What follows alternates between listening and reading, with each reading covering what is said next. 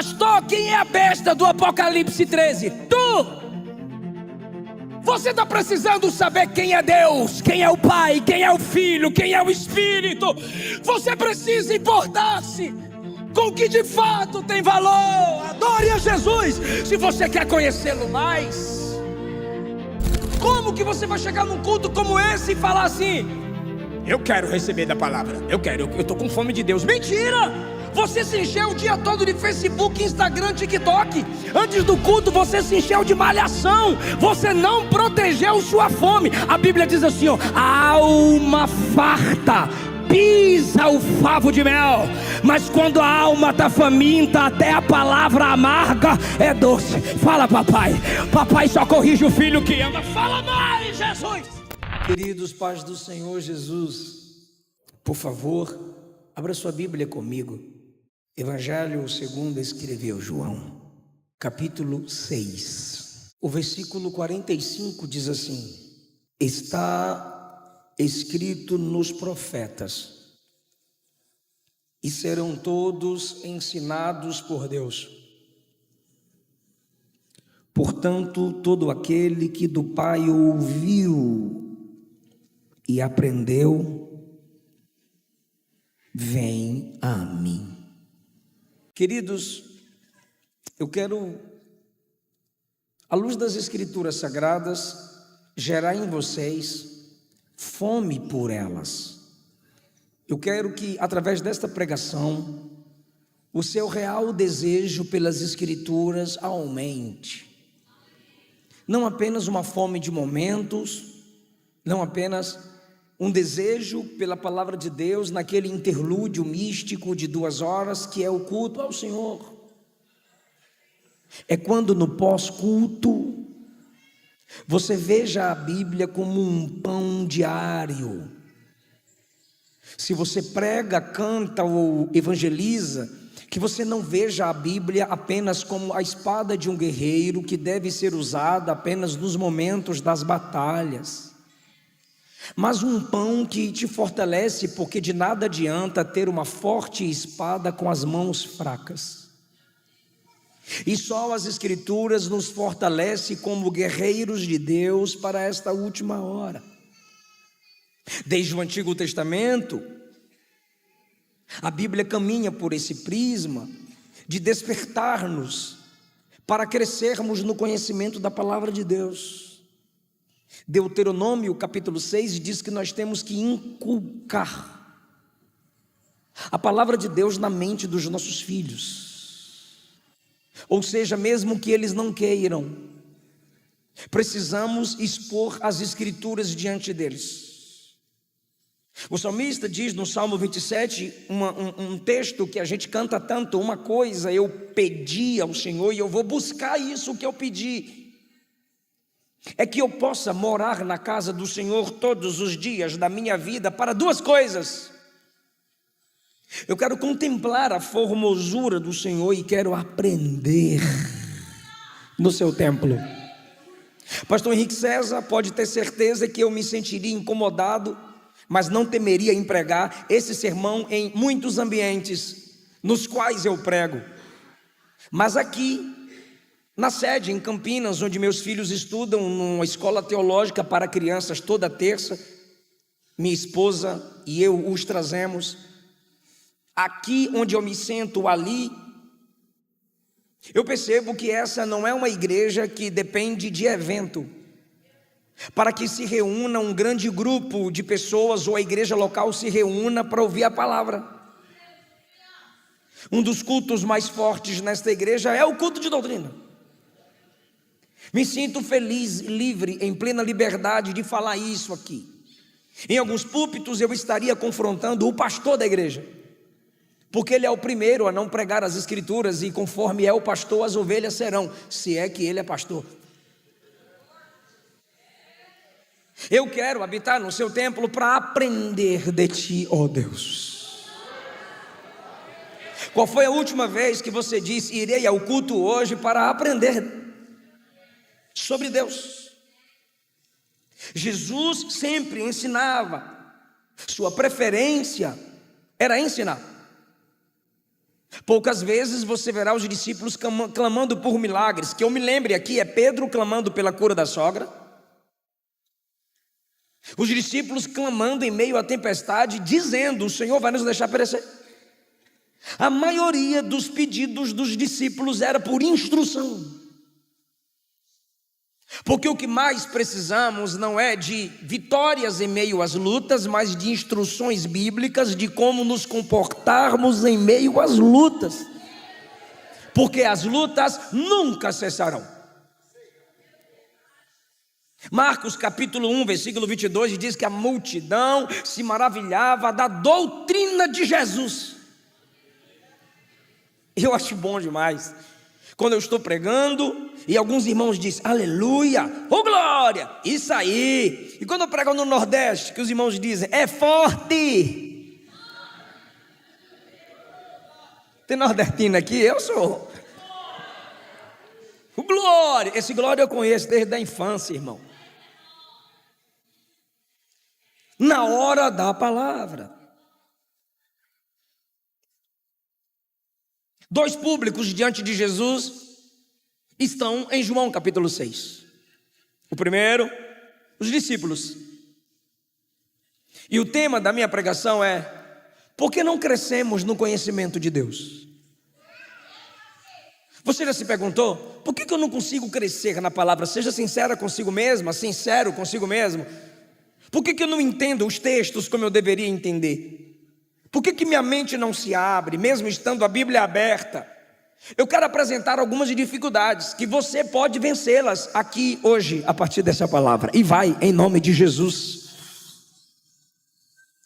O primeiro público são os discípulos, que é ensinado. Vocês leram comigo, está escrito nos profetas: e todos serão ensinados por Deus. Claro que é um texto escatológico, mas Jesus já começou a ensinar desde o Éden. O Senhor aparecia no jardim para instruir o casal, e eles trocaram a sabedoria de Deus por causa da inteligência da serpente. A multidão que está diante de Jesus está faminta, e Jesus vai testar os discípulos e pergunta a Filipe: onde compraremos pão para alimentar essa grande multidão? Naquele momento que Jesus pergunta onde compraremos, Filipe diz a Jesus que o problema não é onde, mas é como, pois neles não tinham dinheiro. E enquanto Filipe está tentando explicar para Jesus o tamanho do problema, chega André com um menino que estava com o pão dos pobres, pão de cevada, 5 pães e 2 peixinhos. André está sempre trazendo alguém para Jesus. E ele traz o menino com 5 pães e 2 peixinhos e diz: Senhor, no lugar em que estamos, diante da multidão que estamos, só esse aqui tem comida. Mas o que é isso para tantos? São pragmáticos. E Jesus então lhes ordena: organize, coloque as pessoas para se sentarem. E quando as pessoas se assentam, Jesus pega o que tem, levanta, agradece, ora, e manda os discípulos que duvidaram servir a multidão. Então Jesus começa com eles, ensinando eles, os discípulos: nunca duvidem daquele que está sempre cuidando de vocês. Jesus está instruindo aos discípulos: vocês duvidaram da providência para a multidão, e agora eu uso vocês para entregar o que eu provi para a multidão. Como Deus é perfeito em nos instruir. Nem sempre Ele vai te usar só porque você tem plena confiança de que Ele vai te usar. Nem sempre Ele vai te usar só porque você olha para o público e diz: esse público depende de mim. Não! Na maioria das vezes, ou perfeitamente, Ele te usará quando você entender que você é menor do que a capacidade desse público. De que estar de pé diante de um público não te torna autoridade sobre eles, mas servos deles.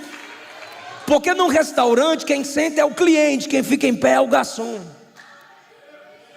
Então eles, duvidando da provisão para a multidão, Jesus os usa para direcionar a multidão à provisão. E quando todos se alimentaram e ficaram saciados, Jesus disse: não é para desperdiçar, recolham o que sobrou em 12 cestos. Primeiro, Jesus abençoou para sobrar. Segundo, Jesus não deixa sobrar para desperdiçar, é pecado. Quando você gasta em excesso, se valendo daquilo que você sabe que foi Deus que lhe deu. Jesus abre a porta, cabe nós mantermos a porta aberta. Já foi profetizado pelo pastor Galdino: Jesus te estabelece ou nos estabelece em família. Cabe nós aprendermos a vivermos em família. Ele nos abençoa, cabe nós crescermos com inteligência para sabermos administrar o que Deus tem nos dado. Ele disse: não é para desperdiçar. Preservem o que eu lhes dei. Jesus está ensinando aos discípulos em meio à prosperidade. Por que tem gente que quando está na prova se deixa aprender, mas quando prospera não quer mais aprender? Quando você estava na prova, você queria fazer curso teológico, você queria vir à quarta central, você estava no culto de doutrina, começou a prosperar, você fechou a Bíblia. Você achou esse seu óculos esses dias, você tinha até comprado outro, aí quando achou o óculos antigo, estava na Bíblia, e você diz: 3 meses que eu não achava meu óculos. É porque você está vendendo muito, está viajando muito, fechando muitos contratos. Sua prosperidade fechou o seu coração para o aprendizado. De nada adianta enriquecer sem sabedoria. Uma hora sua torre cai. Ele está instruindo os discípulos em meio à prosperidade, em meio à multiplicação. Segundo lugar, ainda estou no grupo dos discípulos. Quando acaba a multiplicação e a multidão está alimentada, Jesus olha para os discípulos e diz: peguem um barco e atravessem. Ainda em João 6. Eles pegam o barco e atravessam. Só que Jesus fica para orar com o Pai. E enquanto eles estão atravessando as águas, soprou um forte vento. Cantou Edna. O vento sopra, a tempestade surge. Eles estão preocupados e temerosos. Do nada aparece Jesus diante deles andando sobre as águas. Quando eu digo do nada, é quando eles menos imaginaram, porque eles nunca haviam visto um milagre como aquele. Mais uma vez, Jesus está instruindo os discípulos: eu faço coisas novas. Eu não me limito a trabalhar do jeito que vocês estão acostumados. Ele vem andando sobre as águas, mostrando para os discípulos que Ele é Deus. Porque essa é a proposta de João, mostrar que Jesus é Deus. Então ele seleciona alguns milagres que os conecta ao Antigo Testamento, mostrando que assim como o Pai operou tais milagres no Antigo Testamento, Jesus opera porque Ele é Deus. Lembra da multiplicação dos pães com Elias? Jesus está operando. Agora você lembra de Deus demonstrando poder sobre águas? Uma vez só eu vou citar, abrindo o Mar Vermelho. Agora é Jesus mostrando poder sobre águas, andando sobre elas. É o que João está dizendo. No princípio era o verbo era Deus, e estava com Deus, Ele é Deus. E agora Jesus vem andando sobre as águas, mostrando poder sobre a criação. Os discípulos se assustam. Se prepare para dar um glória lindo, porque eu estou pregando para um povo maduro. Se prepara. Enquanto os discípulos estão temerosos e Jesus anda sobre as águas, e eles se assustam com alguém andando sobre as águas, olha o consolo de Jesus para eles: não temas. Olha o consolo, olha o consolo. Não foi assim, não foi esse aqui o consolo. Repito, não foi esse o consolo. Qual, pastor? Eu vou acalmar a tempestade. Não. Eu vou repreender o vento, fiquem em paz. Não. Ele não consolou os discípulos prometendo isso. Ele queria maturidade em quem aprende com ele. E você é maduro na fé quando só de saber quem é seu Deus você tem paz. Pastor Onilson, o consolo de Jesus para eles em meio à tempestade não foi promessa de acalmá-la, foi se apresentar. Jesus olhou para eles e bradou: não temas, eu sou. Só isso, irmão. Então, se você precisa de promessa, se o máximo de sua leitura bíblica é na caixinha de promessas, se seus pregadores preferidos são aqueles que só te prometem bênção, você é nanico na fé, e bebê que não cresce se monstrifica. Amadureça. Igreja não é berçário, Jesus não é babá, você não é bebê. Já era para você estar se desenvolvendo na palavra. Sou eu. É isso que basta. Qual é o nível de sua cristologia? Eu creio que Deus faz, mas eu não preciso que Ele continue fazendo para que eu continue crendo. Se Ele quiser fazer, eu sei que Ele é Deus. E se Ele não fizer, eu continuo confiando, porque Ele é Deus. Eu sou e acabou. Será que vai ser necessário uma tempestade para você saber que Ele é? Na vida do crente, as tempestades são pedagógicas. Ele nunca garantiu viagem tranquila, mas uma coisa Ele garante: tu vai aprender sobre mim nessa prova.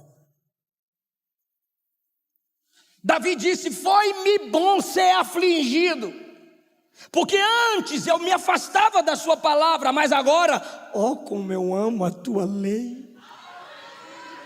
Isto significa que nem que seja na UTI, Jesus te coloca. Para não perder sua alma, Ele te prefere ferido do que perdido. Ele ensina os discípulos na prosperidade. Ele ensina os discípulos na tempestade. Quando chegam no local, depois da tempestade ter sido acalmada, quem chega lá? O segundo público, que está conectada ao primeiro. Porque ambos sempre se conectam, pois precisam aprender de Jesus. Os discípulos sempre andavam com Jesus, e mesmo assim continuaram sempre precisando aprender de Jesus. E a multidão, que representa os leigos na fé, ou seja, não são teólogos, não conhecem hermenêutica, exegese, a história da igreja, patrística. A multidão, mas que também, do mesmo modo que os discípulos, precisam sempre estar aprendendo com... Fala, Jéssica. Vou repetir tudo de novo.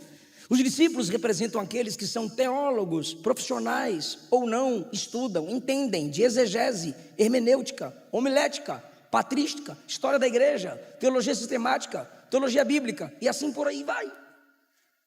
Mas a multidão representam os leigos na fé, aqueles que não são teólogos, não conhecem a patrística, nunca abriram um livro de teologia sistemática, mas estão sempre aprendendo com Jesus, congregando, crescendo na graça e no conhecimento, amém? Ambos precisam aprender com quem?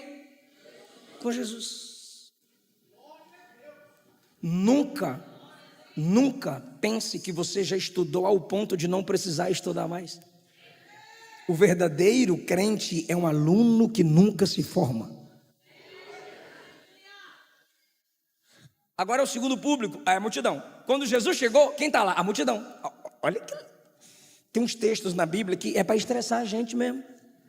É por isso que a Bíblia é espírito. As palavras de Jesus, Ele disse: minhas palavras são espírito e vida. O único livro que você lê e tem sentimento no texto são as Escrituras.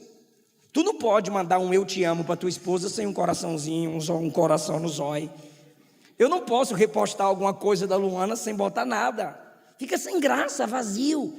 Você não pode mandar uma mensagem assim no WhatsApp para certas pessoas, muito seca. O cara vai pensar que você está brigando. Qual é? Você está tirando com a minha cara? Manda áudio para mim aí para eu entender o que você está falando. Sempre tem que ter um emojizinho, alguma coisinha para que simplifique ou demonstre com mais facilidade o que você está querendo dizer. O único livro que você abre e sente é a Bíblia. Então eu leio a Bíblia e choro. Eu leio a Bíblia e dou risada. Lembra? Jesus, quando é preso, um cara sai correndo e o lençol cai, o cara sai pelado no meio da rua. É engraçado. Tem coisas engraçadas na Bíblia, mas tem coisas que te iram. Quando Jesus chega do outro lado com os discípulos, pós-tempestade acalmada, quem está lá? A multidão que havia se alimentado no dia anterior, porque Ele havia multiplicado o pão.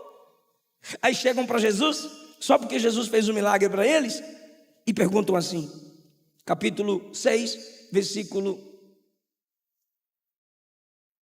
25. Mestre, quando o Senhor chegou aqui? Eu fiz um milagre para vocês, eu cuidei de vocês, eu alimentei vocês, e agora eu tenho que responder para vocês a hora que eu cheguei aqui. Porque a gente queria saber quando foi que o Senhor chegou aqui. Olha a resposta de Jesus, como quem diz: eu não lhe devo satisfação. A resposta é tramontina, é sério. Tome, repara, eu li o 25, olha a resposta dele no 26. Na verdade, vocês estão aqui não porque entendestes os sinais, mas só porque encheram a barriga. Peraí, a gente não está falando isso. Olha a pergunta da multidão: quando o Senhor chegou aqui? Eu acabei de chegar porque eu estava orando, né? Aí eu fui andando sobre as águas, eu fui devagar, eu não fui correndo, porque o que apressa o homem não me apressa. Aí eu fui andando, aí os discípulos ficaram com medo. Não, ele não dá explicação. Ele desvia o foco e diz: vocês só estão aqui, não vocês aqui, estou imitando Jesus lá, tá? Senão vira, pastor ofende a igreja em Goiânia. Aí eu vou ter que responder, depois tu me chama de polêmico. Aí Jesus olha para a multidão e diz: vocês não estão aqui porque entenderam o sinal. Eu gostaria que galeria e nave Meu Deus do céu. Não é respondesse, que eu não estou fazendo pergunta. Eu ia falar respondesse, repetisse. Eu queria que todos repetissem, diga: entendessem o sinal, entenderam o sinal. 1, 2, 3. Olha o que Jesus pergunta. Vocês não... Pergunta não, afirma. Vocês não estão aqui porque entenderam o sinal. Vocês estão aqui porque comeram do pão e se saciaram. What? O que tem a ver? Tudo. É que para eles a multiplicação dos pães foi para encher o bucho.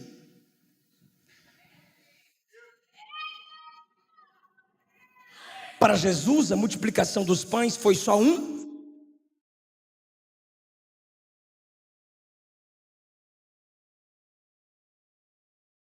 pão. E o sinal, pão, sempre aponta para algo maior: Jesus. Então, quando eu multipliquei o pão, era para vocês saírem de lá dizendo: Ele teve compaixão de nós. Quando eu multipliquei o pão, era para vocês saírem de lá dizendo: Ele é Deus. Quando eu multipliquei o pão, era para vocês saírem de lá dizendo: Ele está no controle da situação. Quando eu multipliquei o pão, era para vocês saírem de lá dizendo: Ele é diferente, vamos segui-lo. Mas não, vocês não estão aqui por mim. Vocês não entenderam que eu só multipliquei o pão para atraí-los a mim. Vocês estão aqui porque se saciaram. Primeiro, sabe por que não crescemos no conhecimento de Deus? Porque nos importamos com aquilo que menos importa. Quando eles estão diante de Jesus, o que é que importava? O que Jesus os fez se importar? O que? Senhor, nos ensina. Senhor, prega para nós. Senhor, fala conosco. Senhor, foi maravilhoso te ouvir ontem. Fala com a gente de novo. Mas não, que hora o Senhor chegou? Por isso muitos dentre vocês que estão me escutando na nave, na galeria, não crescem na palavra, não se desenvolvem no conhecimento de Deus. Vocês estão se portando com bobagens. Qual velocidade a arca de Noé andava sobre as águas? Morre, chega lá, pergunta para ele. Pastor, quem é a besta do Apocalipse 13? Tu! Você está precisando saber quem é Deus, quem é o Pai, quem é o Filho, quem é o Espírito. Você precisa importar-se com o que de fato tem valor. Adore a Jesus. Se você quer conhecê-lo mais, busque-o.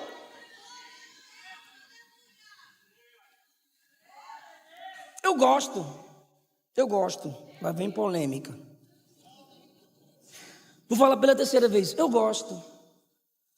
Falar pela quarta, é legal, mas já está me estressando. Você chega perto de mim, eu acabo de pregar na sua igreja, e você chega perto de mim. Pensei que você era maior. Com a câmera e o microfone. Como você se sente pequeno?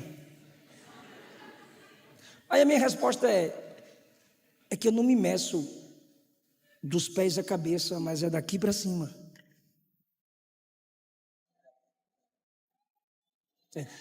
Vai revelar CPF? Aí eu falo: vá atrás do seu profeta preferido. Bora falar de Bíblia. Você tem 10 minutos comigo. Você tem 10 minutos com um professor de teologia. A gente vai falar de quê? Procura fofoqueiro para falar de fofoca. Procure noveleiro para falar de novela. Mas se você vai conversar com um pastor, é igreja, almas, Bíblia, santidade, teologia. O que eu estou dizendo é prioridade. Com quem você se importa? Olha o desvio que Jesus fez. Mestre, o senhor chegou aqui quando? A gente estava te procurando lá, aí o senhor aparece aqui. Fala para nós, quando que o senhor chegou aqui? Aí Jesus diz, na verdade vocês só estão aqui por causa do bucho cheio, né? Bora falar do que importa. Como está a sua teotologia? Estudo sobre um ser chamado Deus. Como está seu nível de paracletologia? Estudo sobre a pessoa do Espírito Santo. Como está o nível de sua soteriologia? A doutrina da salvação. Como está o seu nível de missiologia? O que você entende sobre missões? Como está o seu nível de cristologia? Você foi salvo para falar de Cristo, mas você nunca leu nada, nem no básico, sobre cristologia. Se eu te perguntar quem é Jesus, ele me curou aqui num culto que eu fui ali, curou eu aqui. Quem é Jesus? Ele abriu uma porta para mim. Não, pelo menos você deveria iniciar. Ele é maravilhoso, conselheiro, Deus forte, Pai da eternidade, o príncipe da paz. Me faltam palavras para expressar quem Ele é. É o meu Deus, é o meu Salvador, é o meu Redentor, é o meu amigo, o meu Consolador, aquele que morreu a minha morte para eu viver a vida dele, aquele que nasceu, viveu, morreu, mas ao terceiro dia ressuscitou e brevemente voltará para me buscar, para me arrebatar, e eu viverei eternamente com Ele. Estamos nos importando com bobagens teológicas. Eu estou entrando no campo da apologética, porque existem guerras ínfimas.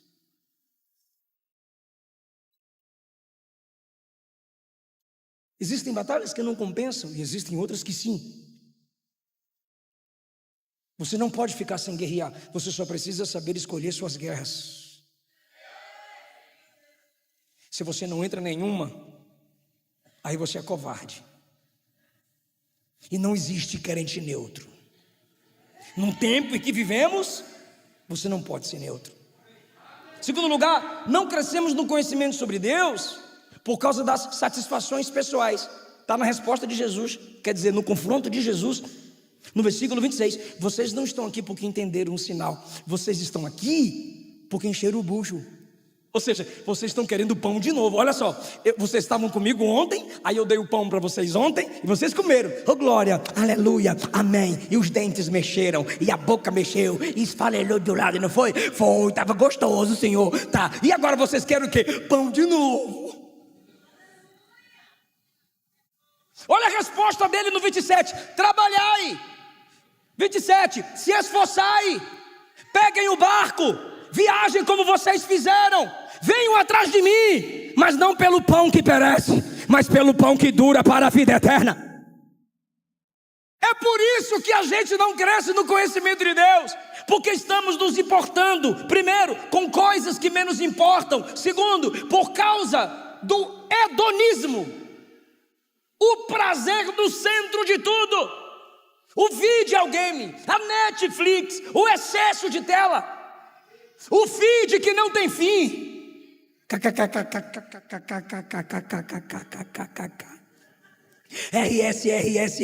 RS. Pode isso, Arnaldo. TikTok. Sem querer, meu Deus do céu, sem querer. Tem congressos que eu prego que eu estou chegando com a Luana, sem perceber. Crianças e adolescentes na fila para entrar na igreja, ou no evento, ou comprando lanche, sem perceber, a criança ou o adolescente está assim, e até jovens.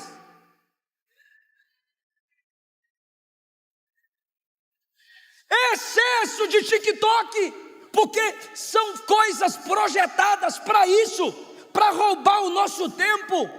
Imagem, o áudio, tudo ali, as cores, tudo ali é projetado para tomar o seu tempo. E as mães e pais permitindo que seus filhos se acostumem apenas com si. Como é que que esses meninos vão amadurecer na fé se quando eles abrem a Bíblia no Gênesis já tem Deus dizendo: não comerás do fruto da árvore do meio.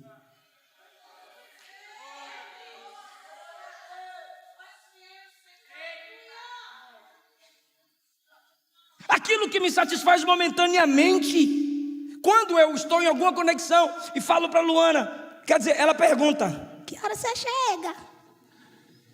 Aí eu falo a hora, ela diz: não lancha, não come nada aí que eu estou fazendo almoço. Sabe o que ela está dizendo? Proteja a sua fome. Como que você vai chegar num culto como esse e falar assim: eu quero receber da palavra, eu estou com fome de Deus? Mentira! Você se encheu o dia todo de Facebook, Instagram, TikTok. Antes do culto você se encheu de malhação. Você não protegeu sua fome. A Bíblia diz assim, ó: a alma farta pisa o favo de mel, mas quando a alma está faminta, até a palavra amarga é doce. Fala, papai. Papai só corrige o filho que ama. Fala mais, Jesus. Só que o pão, a comida, o entretenimento, que empolga a sua mente, mas não te alimenta para a eternidade, passa pouco tempo dentro de você. Mas as Escrituras ficam para sempre. Se você não se dedica a fazer um curso, a terminar um curso teológico, se você não se dedica a se aperfeiçoar no seu trabalho, se você não tem como compromisso chegar nos dias de culto na sua igreja e congregar, sua mente fica vazia. E é verdade o que os nossos pais diziam: mente vazia é a oficina do Satanás. Por isso que você foge de adventista, testemunho de Jeová. Você não tem argumento.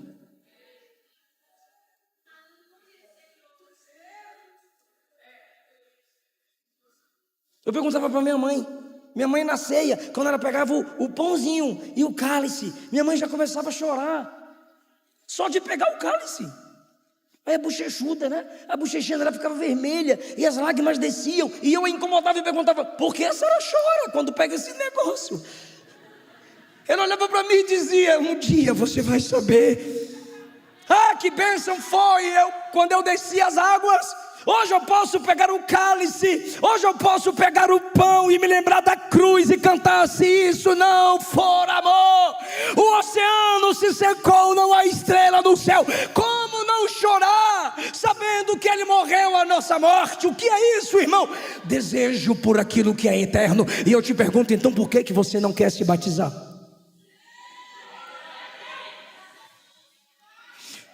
Você pensa que simplesmente alguém te apresentar na casa do oleiro como mais alguém que preenche uma cadeira te faz participante do livro da vida?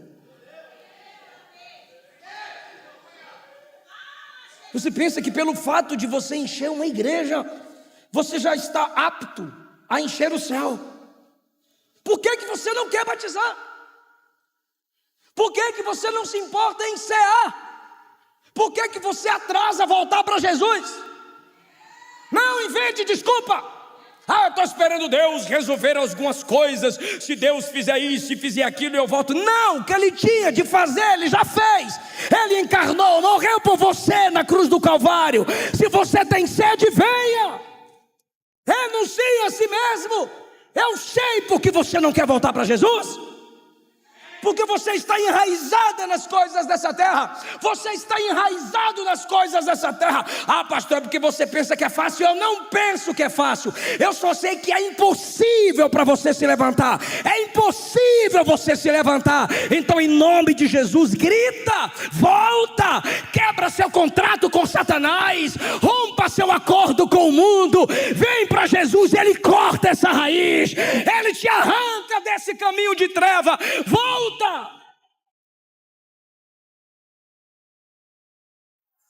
Porque se você fosse tão forte, você não teria caído. Pastor, mas Jesus conta a parábola, que quando eu vejo muita parábola, se quando eu vejo esse parábola, você aprende. Você é pastor, vai atrás, você é bicho, você faz bé, ovelha rouca. A mulher foi procurando ela. Completa a parábola, bonitão. Completa a parábola, folgada. Completa. Chega no filho pródigo. A ovelha se perdeu. A moeda se perdeu, né? A mulher perdendo uma moeda. Acendeu a candeia. E ela foi achar. Mas o filho pródigo disse: eu quero sair. Papai não foi atrás. Ele olhou para um lado, para o outro e disse: espera aí, eu sou da casa, eu tenho pai, eu tenho irmãos. Deixa eu falar com tu. Eu tenho história, eu já cantei, eu já preguei, eu tenho experiências. Levantar-me-ei e irei ter com meu pai. Eu vou me levantar e vou voltar para papai. Rompa seu contrato com esse mundo. Mas estamos acostumados a querer Jesus simplesmente pelas coisas passageiras. Me dá uma bencinha, Jesus, me dá uma vitorinha, Jesus. E depois viramos as costas para Ele. Terceiro e último lugar, por que não estamos crescendo no conhecimento sobre Deus? Por causa da simplicidade, humildade, intimidade, liberdade com quem nos ensina. Jesus começou a pregar para aquela multidão. Aí de repente, versículo 41, e murmuravam dele quando ele disse que era o pão que desceu do céu. 42, olha isso, gente, quem está comigo diz amém. 42, ele não é o filho do José? Sim, ele é o filho do Zé. Ele não é o filho da Mary, da irmã Maria. É o filho da irmã Maria. A gente não conhece a família dele? Conhece? A gente não conhece os irmãos dele? Sim, rapaz, é o carpinteiro lá que a gente fez aquela obra lá. Poxa, a gente conhece ele, está dizendo aí que ele quer o pão do céu, é? Ele é pregador, é? Ele, mestre. Ele ensinar para nós. A gente já conhece ele.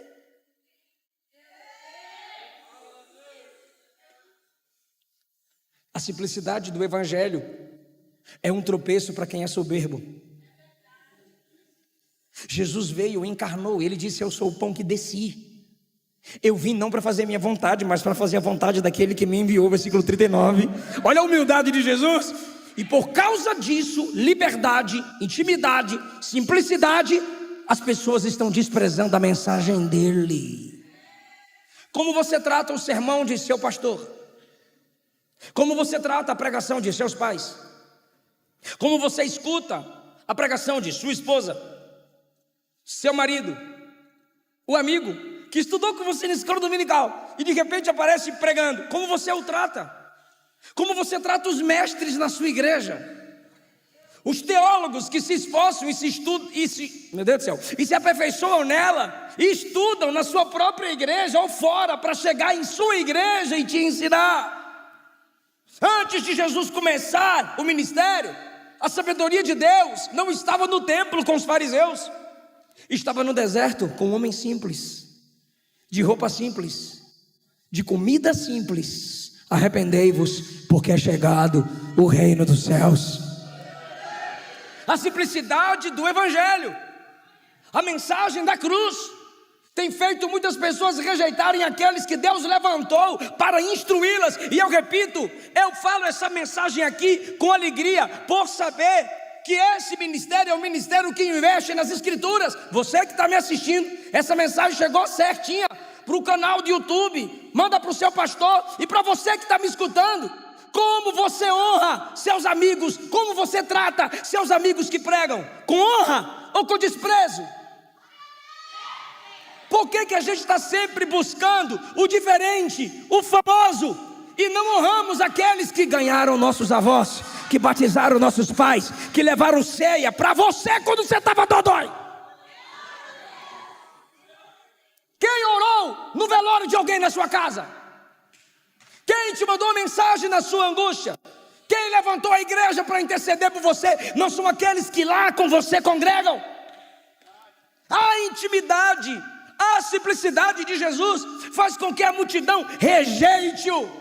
John Wesley, um clérigo estudado, um grande pregador, saindo da Inglaterra para os Estados Unidos para pregar. Sabe com quem ou com que tipo de gente ele aprendeu sobre fé e paz inabalável? Os morávios, que cantavam durante uma viagem com ele. E essa viagem se tornou tempestuosa, o navio afundando. Depois da tempestade, a água invadia o navio. Ele com medo, crente, vou morrer, vou morrer, vou morrer. Os morávios, que não eram teólogos, que não eram formados, começaram a cantar. Por causa daquela experiência, John Wesley foi impactado com gente simples, com irmãos na fé. Numa roda de teólogos, eu amo teologia. Numa roda de teólogos, perguntaram: quem é a pessoa mais sábia perto de vocês? Uns começaram a falar: meu mestre de exegese, meu professor de hermenêutica, o pastor que me formou. Aí um dos teólogos disse: minha mãe, que enquanto a gente está ao redor dessa mesa, ela está de joelho orando pela gente. A sabedoria, na maioria das vezes, consiste na humildade de quem Deus levantou para nos instruir. Cada um tem sua habilidade, cada um tem sua forma, mas a humildade diante do soberbo faz o soberbo perder a bênção de ser instruído por quem Jesus levanta. Justino Marte buscou a verdade em muitas escolas filosóficas, estoicas, pitagóricas, platônicas. Certo dia, enquanto ele andava na praia, um ancião, um velho, um senhor de idade, conversando com ele, mandou ele ler os profetas do Antigo Testamento. Depois disso, ele se converteu a Cristo, só meditando nas Escrituras, e disse que achou a sabedoria verdadeira e completa. Olha que coisa linda! Não deixe ficar tarde. Sabe o que eu mais leio no grupo da família, nas conversas com meus irmãos? Sabe o que eu mais escuto dos meus irmãos afastados?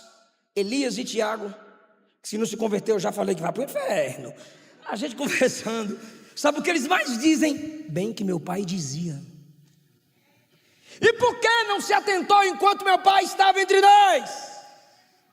Por que deixamos a oportunidade passar para aproveitar a sabedoria dos nossos avós? Para aproveitar a sabedoria dos nossos pais e irmãos? Eu vou ler e tu glorifica se quiser. Mateus 11:25. E Jesus disse: graças te dou, Pai, Senhor do céu e da terra, que ocultastes essas coisas aos sábios e entendidos, mas revelaste aos pequeninos. Tem coisa que vem do Pai só para quem tem simplicidade e dependência de Deus. Estude, se aprofunde, mas nunca se sinta maduro se você não consegue escutar quem consegue simplificar o que é profundo.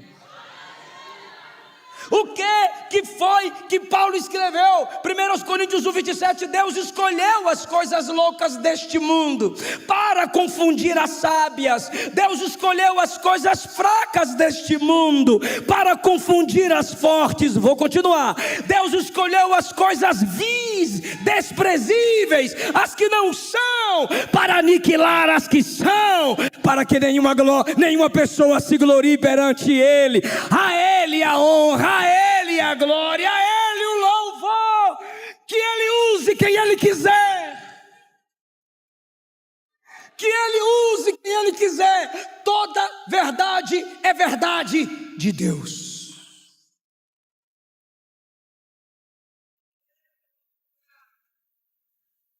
Sua mãe lê Bíblia? Escute-a. Seu pai lê Bíblia? Escute-o. A humildade de quem para nós prega pode ser a marca de que a verdadeira sabedoria está ali. Você que é pregador, você que é mestre na sua igreja e pastor, hoje eu ouvi algo entristecedor para a maioria de nós. Alguém me mostrou uma mensagem de outra pessoa falando bem assim. Ela chamando uma pessoa chamando outra pessoa: vamos à casa do oleiro hoje? Por quê? Pastor Eliseu que prega lá. Aí a outra disse assim: estou sem ânimo para ir. E se eu fosse, eu não iria, porque é o pastor Eliseu. Eu quero coisa diferente. O que os pastores percebem nas suas igrejas? O que os mestres que estudam segunda, terça, quarta, quinta e sexta e sábado, para quando chegar na escola dominical, tu está dormindo, roncando de boca aberta? Eu queria ver a cara dos professores da escola dominical, olhando para os jovens e adolescentes cantando: eu te amo, Jesus, eu sou apaixonada pelo Senhor, eu guardei sua palavra aqui.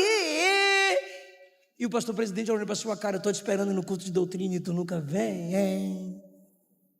O professor da escola dominical vendo como que você ama a palavra, se você nunca está presente na congregação. Não, mas eu amo Deus em casa, eu estudo em casa, ninguém sabe da minha intimidade. A questão é que você é luz, e a Bíblia diz que não se pode ocultar uma cidade iluminada, e é para deixar a sua luz brilhar diante dos homens, para que vejam suas boas obras e glorifiquem o vosso Pai que está no céu. E toda a sua devoção pública tem que ser resultado de sua devoção secreta. Se você apenas tem devoção secreta, você é uma tocha apagada, é uma luz que não brilha. E você foi chamada para influenciar. Como amamos a Deus se desprezamos os mestres? Gostamos de pregadores, e eu sou pregador. Gostamos de profetas. Um dos nossos pioneiros os nossos pioneiros tinham o dom de apóstolos. Daniel Berg e Gunnar Vingre, que maravilha! Temos muitos pastores, que bênção! E os nossos mestres? Ai, que prega muito devagar. Devagar é a sua capacidade de entendê-los.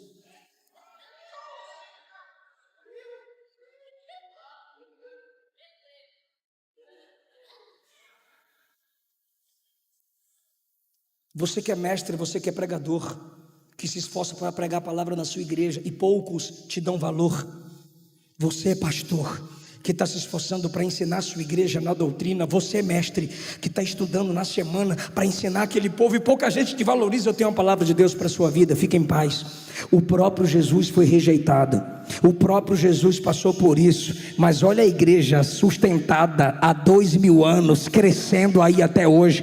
O que eu estou lhe dizendo é que o Espírito de Cristo habita em você. Uma criança que te escuta hoje, um adolescente é edificado pela sua mensagem hoje, e amanhã alguém vai dizer: eu prego hoje porque alguém, foi ele, foi ela, foi ele, foi ela, foi ele, falou de Jesus para mim, abriu um texto, me impactou. A semente está oculta aos seus olhos, mas vai brotar, vai brotar. Eu vou repetir: vai brotar. Sabe por quê? Porque em toda a igreja tem esses dois tipos de crente aqui. Só quem é de Bíblia vai dar glória a Deus comigo agora. O primeiro tipo de crente é aqueles que, enquanto estão ouvindo a palavra, eles cumprem o que está escrito aqui, ó. Depois que Jesus começou a pregar, 66, muitos dos seus discípulos tornaram para trás e não andavam mais com ele. Prega a palavra, prega a verdade. Vai ter muita gente que vai te abandonar, mas também vai ter o segundo público. Jesus olhou para os discípulos e perguntou: e vocês também não vão embora não na hora da palavra? Pedrão levantou e disse: para que iremos nós? Só tu tens a palavra de vida eterna. Aleluia! Quem ama a palavra, levante a mão. Galeria Nave, quem ama a palavra, levante a mão. Jesus me manda lhe dizer: eu te dou sabedoria, eu te dou graça. Receba luz na mente, luz na mente, luz na mente. Isso aqui não é um livro codificado, isso aqui não é um livro secreto, é a palavra revelada do Senhor. E toda investida de Satanás na sua mente eu repreendo agora, cai por terra agora, é quebrado